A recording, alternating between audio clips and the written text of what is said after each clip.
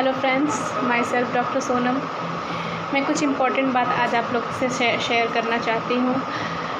मैंने सुना है कि हमारे फैमिली में, हमारे सराउंडिंग कुछ लोग बहुत पैनिक कर रहे हैं। अगर घर में छोटे बच्चे को या किसी को भी थोड़ी भी सर्दी खांसी हो रही है तो उनको ये डर लग रहा है कहीं हमें कोरोना तो नहीं हुआ है।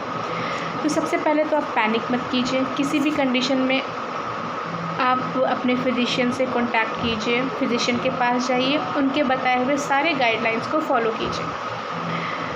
घर में मत बैठिए। अगर आपको लगता है कि हाँ आपको फ़ीवर है तो आप फिजिशियन से ज़रूर कंसल्ट कीजिए। ज़रूरी नहीं है कि आपको कोरोना हो गया। और कोरोना होने के लिए 4-5 चीज़ें बहुत इम्पॉर्टेंट है। सबसे पहली चीज़ कि आप ऐसे किसी इंसान के साथ कांटेक्ट में आए हैं जिनको कोरोना था, या फिर ऐसे किसी मेंबर के साथ जो उस कोरोना में पेशेंट से मिल चुके हैं, आपकी सोसाइटी को सील की गई है। इस तरह का अगर कोई आपका हिस्ट्री है और आपको फ़ीवर, सर्दी खांसी फील हो रहा है तो भी आपको पैनिक करने की ज़रूरत नहीं है। मैं आपको ये बताना चाहती हूँ कि कोरोना सबसे पहले हमारे सेंट्रल नर्वस सिस्टम पे एक्ट करता है। सेंट्रल नर्वस सिस्टम हमारे ब्रेन का एक पार्ट है और वहाँ पर एक्ट करने के बाद हमारे सूंघने की क्षमता को वो कम कर देता है। तो सबसे पहले अगर आपको लगता है कि हाँ आप ऐसे किसी इंसान के साथ कम्युनिकेट किए हैं, आप किसी अनसेफ जगह पर गए हैं जो कि सुरक्षित नहीं था, वहाँ से आने के बाद अगर आपको ये सिम्टम दिखता है तो भी आप पैनिक ना हो। केंद्र सरकार ने एक नंबर जारी किया है 1075, उस नंबर पे कॉल कीजिए।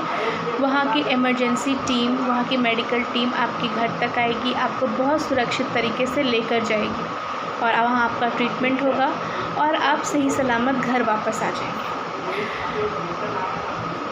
घर में छोटे बच्चों को, बड़े बुज़ुर्गों को जितना पॉसिबल हो घर के अंदर रखिए। उनका इम्यून सिस्टम काफ़ी लो होता है तो कोई भी बीमारी उनको होने के चांसेस हैं। तो अभी के टाइम में मेडिकल फैसिलिटीज़ इतनी अभी हमारा फोकस जिस चीज़ पे है, हमें मेडिकल इमरजेंसी की ज़रूरत ना पड़े, उनके घर से बाहर निकलने की वजह से उन्हें कुछ दूसरा प्रॉब्लम ना हो जाए, इसलिए घर के अंदर ही रखिए।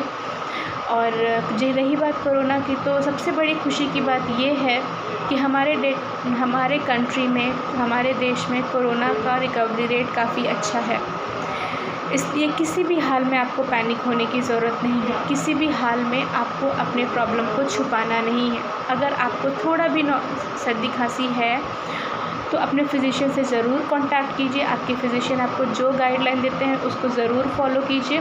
पैनिक होने की ज़रूरत किसी भी हाल में नहीं है। मैं बस यही कहना चाहती थी कि अगर आपको फ़ील होता है कि आपके सूंघने की क्षमता कम हो रही है, आप स्मेल नहीं कर पा रहे हो किसी भी चीज़ को, तो दैट इज़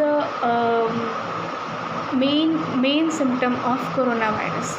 जैसा कि अभी सारे पेशेंट ठीक होकर के आए, जो पेशेंट अभी ठीक होकर के आए हैं, उन लोगों के फीडबैक से ये मालूम पड़ा है कि कोरोना हमारे सेंट्रल नर्वस सिस्टम पर एक्ट करके हमारे सूंघने की क्षमता को कम कर देता है। So at any case I request to all my friends and family and everyone that don't be panic। घर में रहें, अच्छे से रहें, अपने बड़ों का ख्याल रखें, बच्चों पर ध्यान दें और किसी भी हाल में पैनिक ना हो।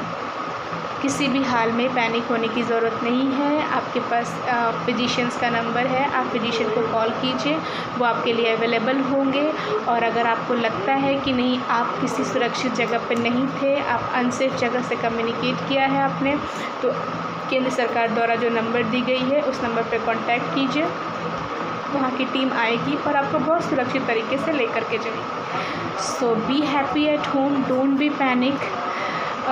At every case we are there for you and take care. Thank you.